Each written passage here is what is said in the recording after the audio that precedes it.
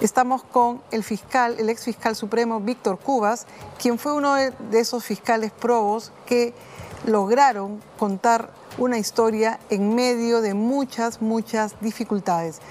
Buenas noches, doctor Cubas, ¿cómo se encuentra? Muy buenas noches, gracias por sus generosas palabras. Bueno, doctor Cubas, cuéntenos, usted entró a la Fiscalía desde los 80, de 1981.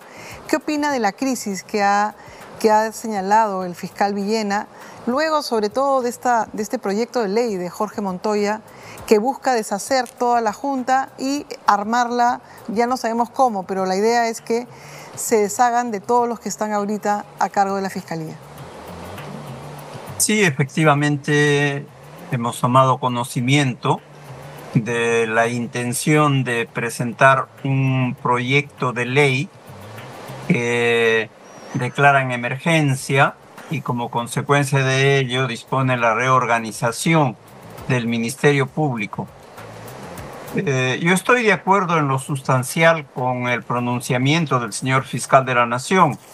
Como lo señala, es clara la intención de los promotores de este proyecto de ley de regresar a los años de 1990.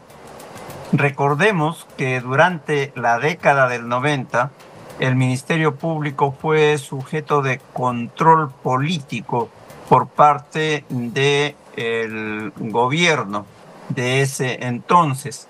Primero, a partir del 5 de abril de 1992, en que se realizó el golpe de Estado, y en los días siguientes se dispuso una purga masiva de magistrados, tanto del Ministerio Público como del Poder Judicial, de magistrados de todas las instancias, y en las leyes que disponían estas acciones, al mismo tiempo se dispuso de forma expresa que los afectados no podían recurrir a acciones de garantía, es decir, no podían interponer acción de amparo reclamando frente a la arbitrariedad que se estaba cometiendo. Luego, el Ministerio Público ha sido sujeto de intervención política mayor inclusive a partir del año 1995. El gobierno dio una ley a finales de año declarando en reorganización al Poder Judicial primero, sosteniendo que lo hacía por 365 días.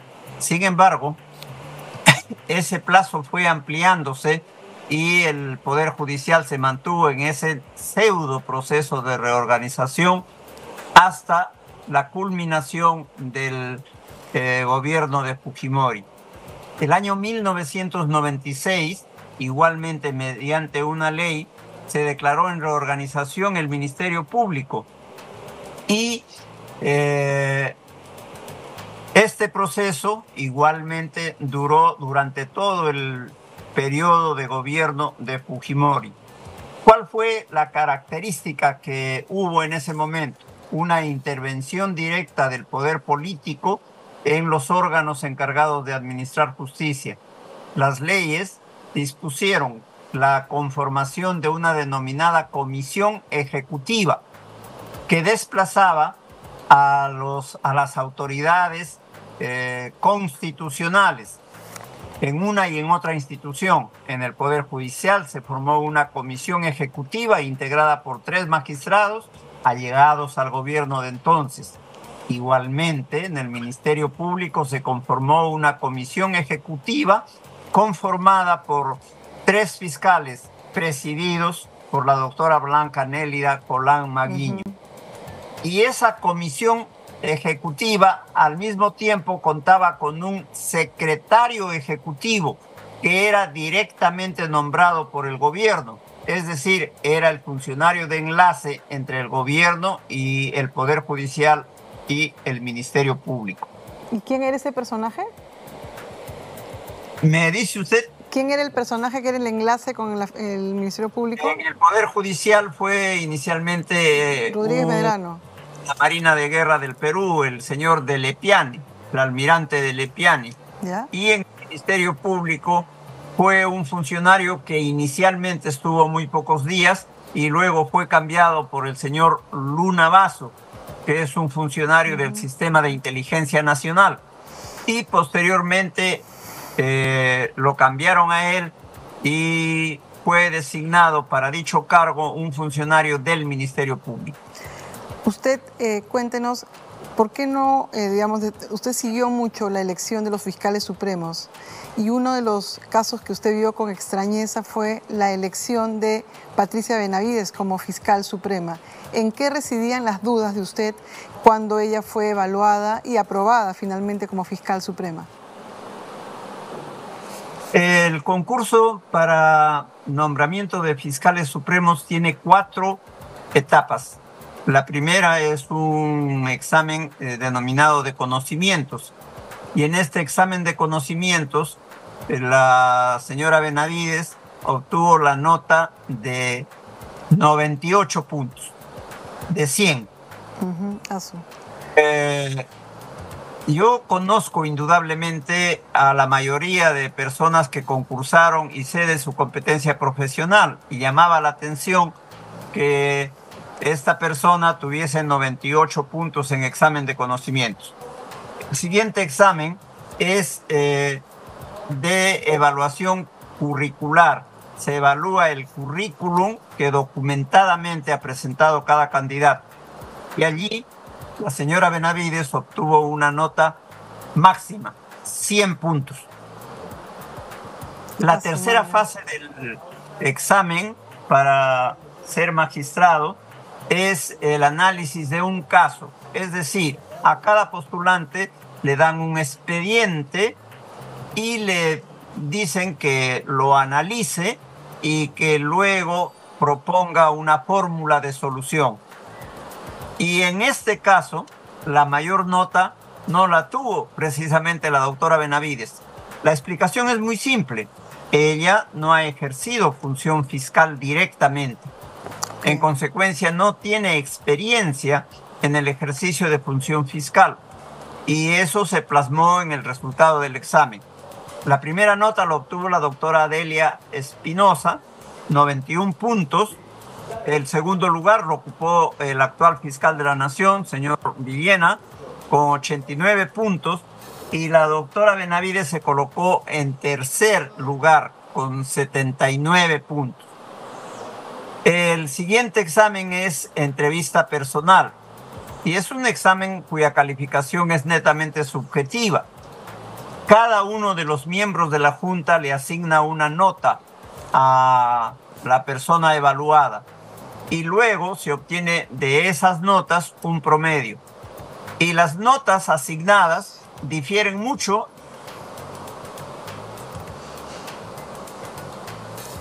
¿Aló, doctor? ¿Aló? Sí, acá estoy. Sí. ¿Sí, ahí, doctor? Sí, yo sigo, pero no hay imagen. Ok, yo sí lo veo perfecto. Yo lo veo perfecto. O sea, que usted siga nomás. Que usted nos estaba hablando, estábamos hablando... Sí, de la entrevista.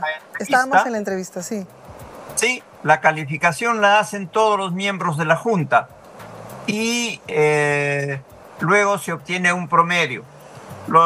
Las notas individuales difieren mucho. Y la mayor nota le asignaron los miembros de la Junta, señores Ávila Herrera y Tom Berry. A la fecha se sabe que ellos, por una serie de razones, estaban favoreciendo indebidamente a la candidata. Y el fin era asignarle una nota muy elevada para mantenerla en el primer puesto en el concurso y asegurar de esa manera su nombramiento como fiscal suprema, con la proyección de que por ocupar el primer puesto en el concurso se convierta luego en fiscal de la Nación, lo que efectivamente ocurrió. Exacto. Doctor, pero además que usted vio este desempeño, también vio que las dos hermanas, tanto Emma como Ruth, han sido juezas y han sido parte también, han postulado a procesos que tenían que ver, antes dependían del gobierno. ¿Cómo llegaron las hermanas a ser juezas, las hermanas de Patricia Benavides? Es interesante ubicarse en el contexto.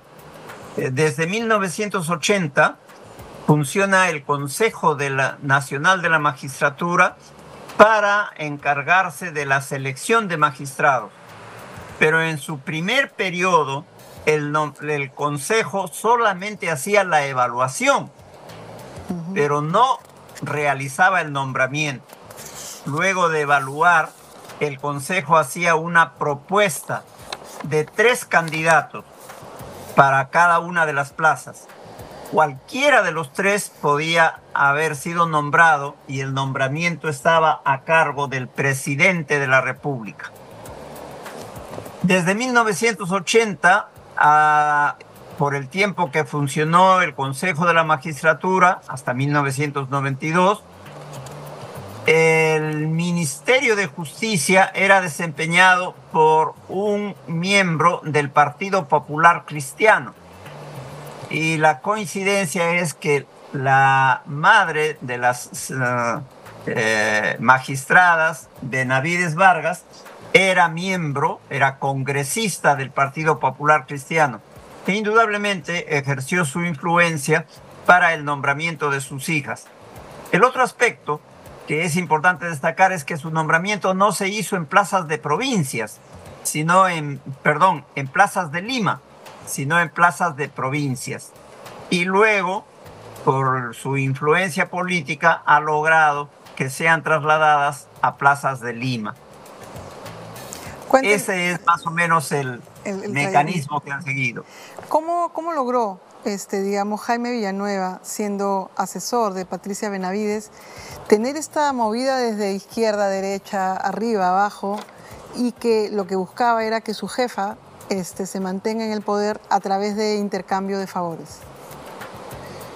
Jaime Villanueva ha trabajado en el Ministerio Público desde el año 2015. Fue nombrado por el doctor Pablo Sánchez como secretario general de la Fiscalía de la Nación, un funcionario que desempeña netamente función administrativa. Y allí estuvo un corto periodo, seguramente no mayor de 3 meses. Y luego pasó a desempeñar el cargo de director de la Escuela del Ministerio Público, que es un órgano de capacitación de los fiscales que tiene competencia a nivel nacional y su sede es en Lima. En el cargo de director de la escuela se ha mantenido hasta la finalización del mandato del doctor Sánchez, faltando pocos días, el mes de julio del año 2018, el señor Jaime Villanueva ha cometido un acto irregular relacionado con usurpación de funciones, y eso dio lugar a que el doctor Sánchez diera por concluida su función en el Ministerio Público. Luego no ha estado en la institución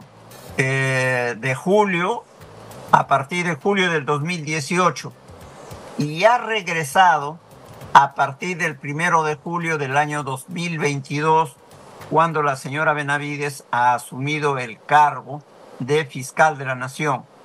El hecho es que en el Ministerio Público, un funcionario muy cercano a la señora Benavides le organizaba reuniones a las que asistía, entre otros, Villanueva, el señor Vela Barba, el señor Edgar Peralta, ¿no? Y de allí se ha formado un grupo, ¿no? Que cuando la señora ha sido nombrada fiscal suprema y tenía la expectativa de ser fiscal de la Nación, los ha convocado para que trabajen con ella. Entonces lo que estamos hablando es que, Jaime era como su gran acompañante, y todavía estamos en la mitad de todo lo que está declarando Jaime Villanueva, y todo está como, mientras tanto tenemos a Villena explicando para que no tomen la institución usando de pretexto a Jaime Villanueva. tenemos a la fiscal Delia Espinosa, que tiene una tarea muy, muy difícil, como igual la fiscal Marita Barreto. ¿Cuál sería para usted la salida de esta crisis en la cual está inmersa el Ministerio Público? En relación, mire usted, voy a hacer referencia al proyecto de ley con el que se pretende reorganizar el Ministerio Público. En la exposición de motivos se hacen una serie de afirmaciones, pero ninguna de ellas justifica ni explica que hubiese una situación de crisis en el Ministerio Público. Se habla del gobierno del presidente Castillo, se habla de crisis en la policía, se habla de que el señor Castillo fue investigado pero no acusado, etc. En consecuencia, no se justifica una reorganización, menos de la manera como se quiere hacer. La crisis que viene sufriendo el Ministerio Público se ha generado fundamentalmente por la injerencia externa propiciada y promovida por la señora Benavides. Crisis que viene presentándose desde el 1 de julio del año 2022 y que a la fecha se sabe qué fines perseguía. Pero el Ministerio Público ha tenido otros momentos de crisis. Por ejemplo, el 2018, cuando terminaba el mandato del doctor Sánchez y estaba por iniciarse el mandato del señor Gonzalo Chávarri Vallejo. Él igualmente había sido, se había comprometido con Fuerza Popular, y cuando empieza su mandato administrativo, el Ministerio Público fue intervenido por esta fuerza política. Y eso es lo que generó la crisis. De tal manera que las crisis que ha padecido la institución están generadas por una indebida intromisión, una indebida injerencia de, fundamentalmente, representantes del poder político. Luego de que se ha denunciado y se ha superado ese momento, el Ministerio Público ha recuperado su vida institucional. Ocurrió con el doctor Sánchez, después del caso de Ramos Heredia. Ocurrió igualmente después de Pedro Chávarri. La doctora Ábalos se hace cargo de la Fiscalía de la Nación y el Ministerio Público funciona con normalidad en el cumplimiento de sus funciones. De tal manera que en el presente, conocida ya la injerencia indebida que ha habido del poder político, aceptada por la señora fiscal de la Nación suspendida, el nuevo fiscal de la Nación está adoptando un conjunto de decisiones que tienden a normalizar la vida institucional. Entonces no será necesario que haya un proceso de reorganización, ni menos que, que con ese pretexto se pretenda destituir a todos los fiscales supremos y que luego quienes asumen el cargo, ¿no?, se conviertan en evaluadores del desempeño funcional de todos los fiscales y de los trabajadores administrativos y que decidan si se quedan o se van de la institución. Los promotores de esta propuesta ignoran de que la Constitución garantiza al Ministerio Público su autonomía y a cada uno de los fiscales su permanencia en el cargo, su permanencia en el cargo. Los fiscales gozan de estabilidad, garantía constitucional para que puedan ejercer normalmente sus funciones. En consecuencia, solamente pueden ser removidos administrativamente por causa grave o penalmente cuando se ha dado la comisión de un delito y esto se ha comprobado con un debido proceso, el magistrado ha sido sancionado y eso da lugar a su apartamiento. Pero el apartamiento no se va a producir porque un congresista que se considera que es padre de la patria y que el Congreso es el primer poder del Estado diga que todos deban. Víctor Cubas, el ex fiscal supremo, estuvo en Nativa a fondo. Muchísimas gracias por la entrevista, doctor Cubas, y lo seguiremos llamando acá en Nativa. Gracias por todo. Muchas gracias, muy amables por la invitación. Gracias.